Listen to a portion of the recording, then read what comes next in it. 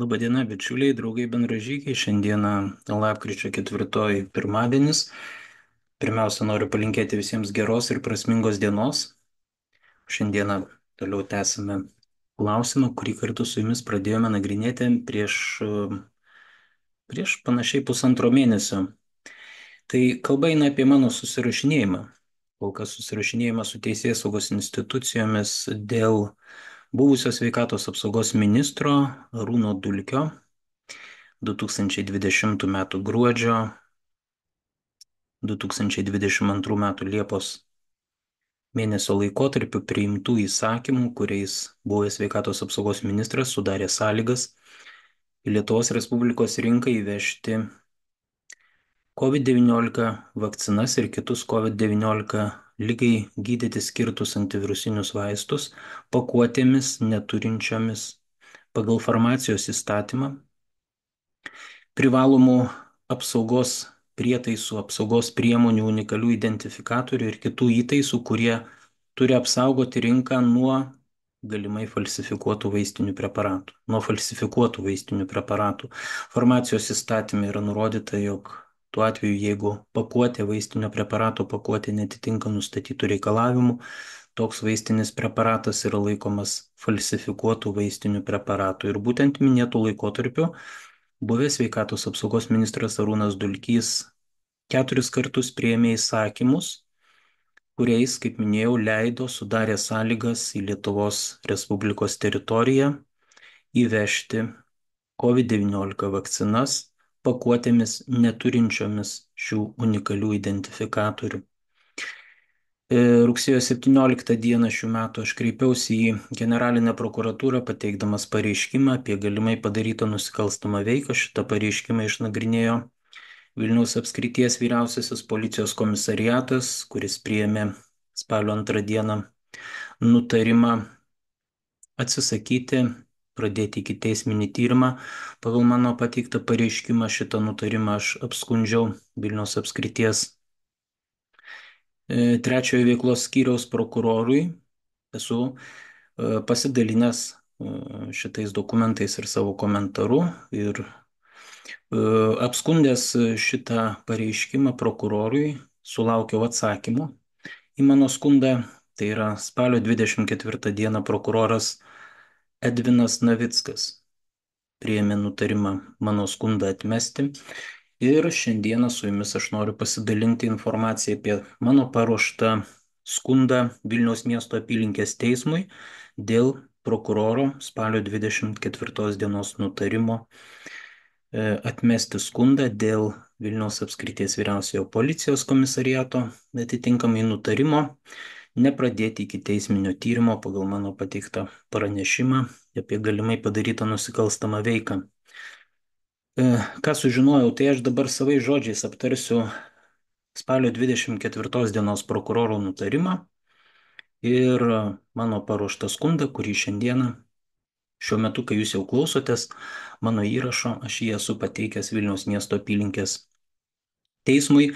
Pats prokuroro nutarimas, mano skundas yra paskelbtas viešai paskyroje Mozerio žinios esančioje Patreon platformoje. Dabar kreipiuosi į mane klausančius YouTube platformoje.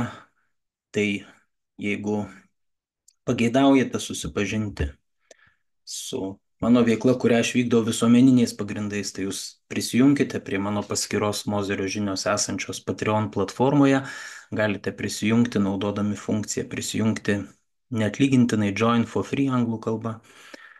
Jeigu kas pageidaujate naudotis mano paskyroje skelbiama informacija be jokių apribojimų, tai yra įvairūs teisiniai klausimai, kuriuos mes jau dabar nagrinėjame ir ateityje nagrinėsime, tai parašykite man elektroninio pašto adresu mozeris@protonmail.com ir aš supažindinsiu jūs su sąlygomis dėl paskyros naudojimosi ir dėl galimybės naudotis mano teikiamą teisinę pagalbą. Dabar grįžtu prie prokuroro spalio 24 dienos nutarimo ir mano skundo Vilniaus miesto apylinkės teismui. Pirmoji prokuroro nutarimo argumentų grupė yra susijusi su tuo, kad prokuroro manymų sveikatos apsaugos ministras turėjo teisę savo įsakymu nustatyti, kad į Lietuvos rinką, aš dabar pasakysiu savais žodžiais, tai tiesiai tame nutarime taip nėra pasakyta, bet skaitant prokuroro nutarimą susidaro tikrai toks labai aiškus įspūdis, jog buvęs sveikatos apsaugos ministras turėjo teisę priimti įsakymus leidžiančius į Lietuvos Respublikos rinką įvežti galimai falsifikuotas COVID-19 vakcinas. Ir prokuroras remiasi farmacijos įstatymo 8 straipsnio 8 dalimi, kurioje yra nustatyta, kad pakuotės ženklinimo ir informacinio lapelio reikalavimus nustato sveikatos apsaugos ministras. Tačiau prokuroras pacituoja vieną sakinį 8 straipsnio farmacijos įstatymo 8 straipsnio 8 dalies patį pirmąjį sakinį, o trečiajame tos pačios dalies sakinyje yra nurodyta, jog receptinių vaistinių preparatų pakuotės turi būti su unikaliais identifikatoriais ir kitais apsaugos įtaisais, kurie ir turi apsaugoti rinką nuo galimai falsifikuotų vaistinių preparatų. Ir šita nuostata, jog receptinio vaistinio preparato pakuotė turi būti su unikaliais identifikatoriais, yra įstatymė įtvirtinta be jokių išlygų, be jokių išimčių ir be jokių teisių sveikatos apsaugos ministrui suteikimo. Dar daugiau, farmacijos įstatymo šita nuostata yra suderinta su 2016 metais Europos komisijos priimtų deleguotojų reglamentų, kuriame ir yra nustatytas reikalavimas receptinių vaistinių preparatų pakuotės žymėti unikaliais identifikatoriais, idant būtų išvengta falsifikuotų vaistinių preparatų. Noriu paaiškinti, jeigu prokuroras netyčia dabar manęs klausosi, tai aš prokurorui noriu paaiškinti, bet labiausiai noriu savo veiklos sekėjams paaiškinti, kad Europos komisijos priimti reglamentai yra tiesioginio taikymo teisės aktai. Tiesioginio taikymo teisės aktas reiškia, jog Europos komisijos reglamentas visa jo apimtimi yra taikomas tiesiogiai visoje ES, kiekvienoje ES valstybėje narėje, be atskiro to reglamento nuostatų perkelimo į nacionalinę teisę. Mūsųgi konkrečiu atveju to deleguotojo reglamento nuostatos netgi buvo ir yra perkeltos į nacionalinę teisę, tai yra į farmacijos įstatymą, 8 straipsnio 8 dalį, kurioje, kaip minėjau, be jokių išlygų ir išimčių yra nustatyta, jog vaistinių preparatų pakuotės turi būti su unikaliais identifikatoriais. Ir joks sveikatos apsaugos ministras, net prezidentas, negali šitos tvarkos pakeisti. Skunde, kurį teikiame Vilniaus miesto apylinkės teismo, yra paaiškinta be kita ko. Ne tik tai, kad komisijos reglamentas yra tiesioginio taikymo teisės aktas, ne tik tai, kad įstatymė yra be išlygų nurodyta, jog receptinių vaistinių preparatų pakuotės turi būti su unikaliais identifikatoriais, bet ir paaiškinta, jog vadovaujantis Konstitucinio teismo nutarimuose išdėstytais išaiškinimais. Konstitucinis teisinės valstybės principas suponuoja pareigą laikytis aukštesnės galios teisės aktų ir draudžia žemesniais teisės aktais, kokiu ir yra sveikatos apsaugos ministro įsakymas, nustatyti tokį teisinį reguliavimą, kuris konkuruotų su teisiniu reguliavimu, kuris yra nustatytas aukštesnės galios teisės aktuose. O šiuo atveju kaip tik ir yra sveikatos apsaugos ministras 4 kartus priėmė įsakymus, kuriais nustatė kitokią vaistinių preparatų ženklinimo ir įvežimo į Lietuvos Respublikos teritoriją tvarką, negu kad tai yra nustatyta ne tik farmacijos įstatymų, bet ir Europos komisijos deleguotojų reglamentų, kuris, kaip minėta, yra tiesioginio taikymo teisės aktas. Savo skundę leidau savo su ironija šiek tiek, su sarkazmu paminėti tai, kad nutarimą priėmusio prokuroro teisinės žinios arba tie argumentai, kuriais jisai vadovaujasi, yra labai švelniai tariant, labai nutolę nuo teisės teorijos pagrindų. Beje, prokuroras kaip vieną iš argumentų nurodė, jog sveikatos apsaugos ministras turėjo teisę tokį įsakymą priimti, nes kažkuriame tai ministro įsakymo projekto aiškinamajame rašte buvo nurodyta, jog ministras vadovaujasi kažkokiuose tai menamuose Europos komisijoje kažkokiuose tai vykusiuose posėdžiuose kažkokia tai tariamai pateikta informacija apie tai, kad vakcinų, COVID-19 vakcinų tiekimo pradžioje galima nereikalauti, jog vakcinų pakuotės būtų pažymėtos unikaliais identifikatoriais. Jūs įsivaizduojate, kokį mes turim nuostabų, kabutėse, dalyką. Seimas priima farmacijos įstatymą. Jo nustato reikalavimą, atitinkamą reikalavimą, kuris yra nustatytas Europos komisijos reglamente, kuris ir taip yra tiesioginio taikymo teisės aktas. O prokuroras yra tos nuomonės, kad ministras gali nustatyti kitokią tvarką, remdamasis kažkokia tai informacija, kuri buvo pateikta kažkokiuose tai posėdžiuose, kurie vyko kažkur tai neaišku kur, neaišku kada. Čia yra ne tai, kad absurdas, čia yra, net nežinau, kaip tokį dalyką pakomentuoti, nu, bet mes turim tai, ką turim. Konstatuoju faktą,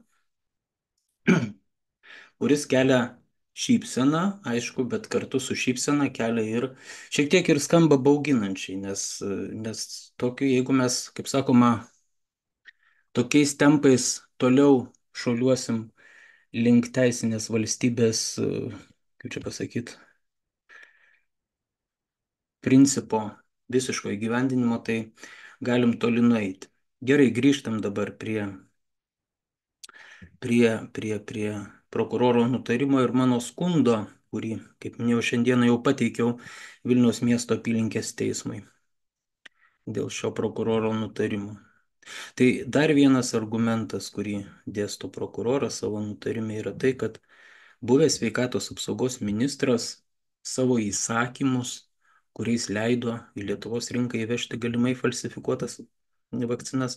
Aš čia vis sakau galimai falsifikuotas, bet iš tikrųjų tai mes kalbam apie falsifikuotas COVID-19 vakcinas, nes, kaip minėjau, pagal farmacijos įstatymą užtenka nustatyti faktą, kad pakuotė netitiko įstatymo nustatytų reikalavimų.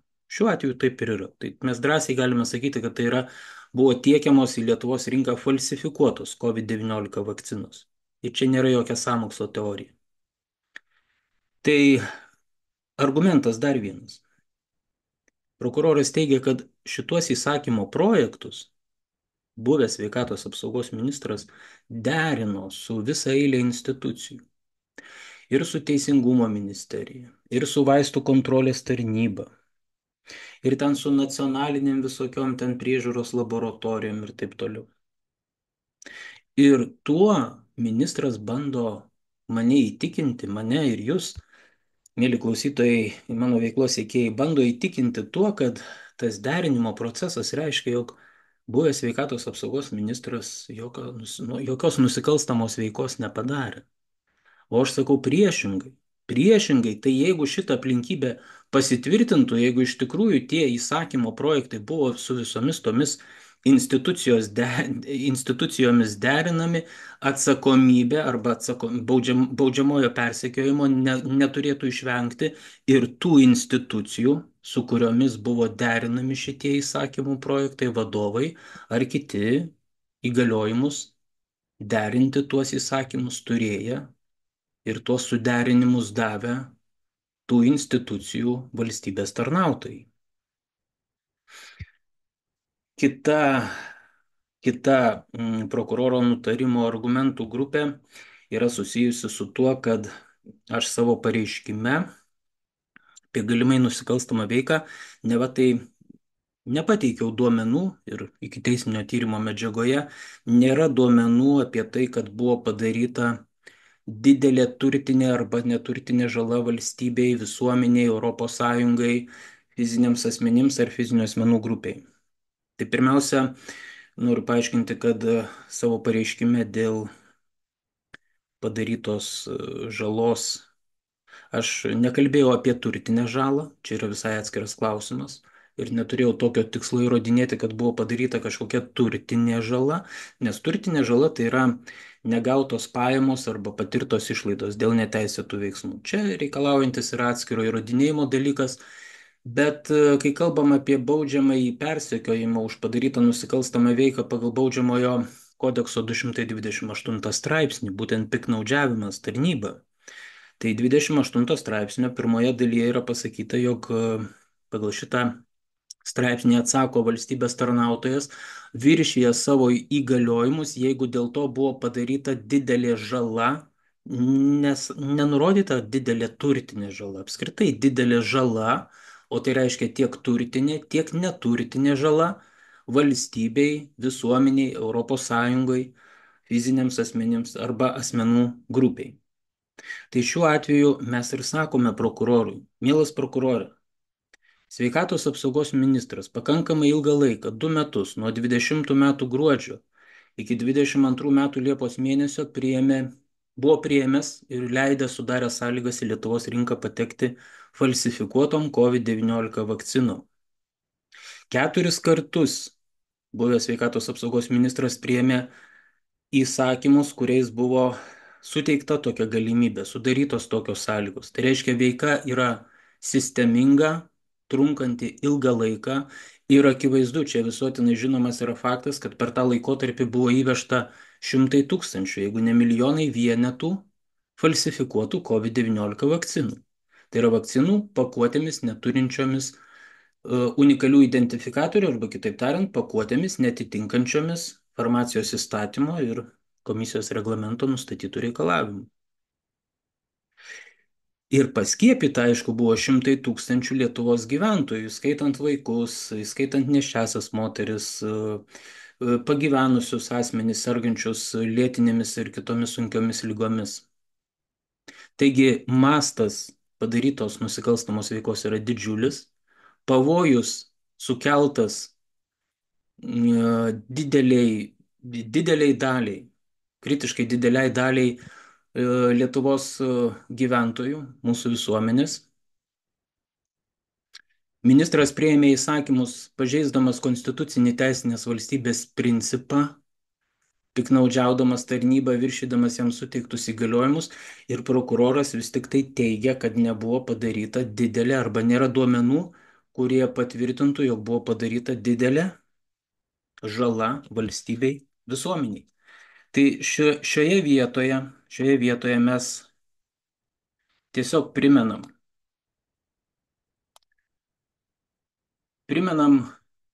prokurorui ar tokį vieną pavyzdį pateikiu ir jums tuo pačiu pagarsinsiu. Jisai buvo pakankamai plačiai viešoje erdvėje aptartas, tai yra buvusio Jonavos rajono savivaldybės mero Mindaugo Sinkevičiaus atvejais.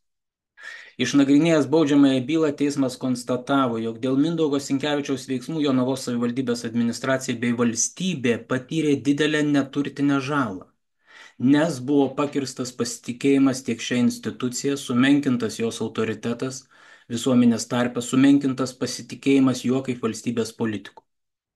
O prie viso to reikėtų pridurti ir paaiškinti, kad apkaltinamajame sprendime teismas nurodė, toliau aš pacituosiu, Sinkevičius padarė 2 nusikaltimus. Neturėdamas teisėto pagrindo pasisavino Jonavos rajono savivaldybės administracijos turtą 1487 eurus. Taip pat 4 metus 19-23 klastojo teikiamus dokumentus, būtent 16 vienetų išmokų avanso apyskaitų. Jo neteisėti veiksmai tapo gerai žinomi visuomeniai, šios aplinkybės liudija didesnį jo veiksmų pavojingumo laipsnį. Sinkevičiaus statusas sukėlė prielaidas visuomeniai tikėti, kad toks asmuo, meras, savivaldybės vadovas, turintis didelę įtaką kitiems asmenims, nepriekaištingai laikysis teisės aktų nuostatų. Todėl nuteistasis diskreditavo visų valstybės tarnautojų patikimumą. Tai aš tiesiog apibendrindamas šitą skundo dalį dabar tiesiog noriu paprastai pasakyti. Ir retorinį klausimą, tokį neklausimą, taip pat prokurorams, visiems tyrėjams, teisėjams, galbūt kurie vėliau nagrinės šitą mano skundą, kad jie patys savo užduotų ir sąžiningai atsakytų į klausimą. Palyginkit Mindaugo Sinkevičiaus ir Arūno Dulkio veikos pavojingumą. Ir tiek vieno, tiek kito padarytą žalą visuomeniai ir valstybei. Sinkevičius pasisavinęs 1487 eurus, nes klastojo ten dokumentus, teikia kažkokias apklausos pažymas nesamas. Jisai padarė didelę reputacinę žalą, neturtinę žalą valstybei, pakirto visuomenės pasitikėjimą valstybės institucijomis, apskritai visais valstybės tarnautojais. O Arūnas Dulkys, kuris leidžia į Lietuvos rinką įvežti milijonus vienetų falsifikuotų COVID-19 vakcinų, yra nekaltas avinėlis ir jokios jisai žalos valstybei nepadarė. Priešingai jis gelbėjo valstybę, aš aišku čia šaržuoju, gelbėjo valstybę nuo pavojaus ir esant tokiam pavojui jisai galėjo daryti, ką jisai nori. Va taip galima suprasti prokuroro argumentus. Tai kai kuriems veikėjams iš tikrųjų žiniasklaida tuometinė, va ta visa isterija, kuri buvo užkurta, negrįžtamai išplovė smegenis bet yra taip, kaip yra. Viskas. Dabar, kaip minėjau, lauksime Vilniaus miesto apylinkės teismo sprendimo dėl pateikto skundo. Aš būtinai jūs informuosiu ir čia yra dar tik tai mūsų kovos šituo klausimu pradžia. Tuokart visiems dėkoju, visiems sakau ačiū, kurie manęs klausėtės, dėkoju, kurie mane išgirdo. Palinkėsiu dar kartelį visiems geros ir prasmingos dienos. Iki greitų susitikimų.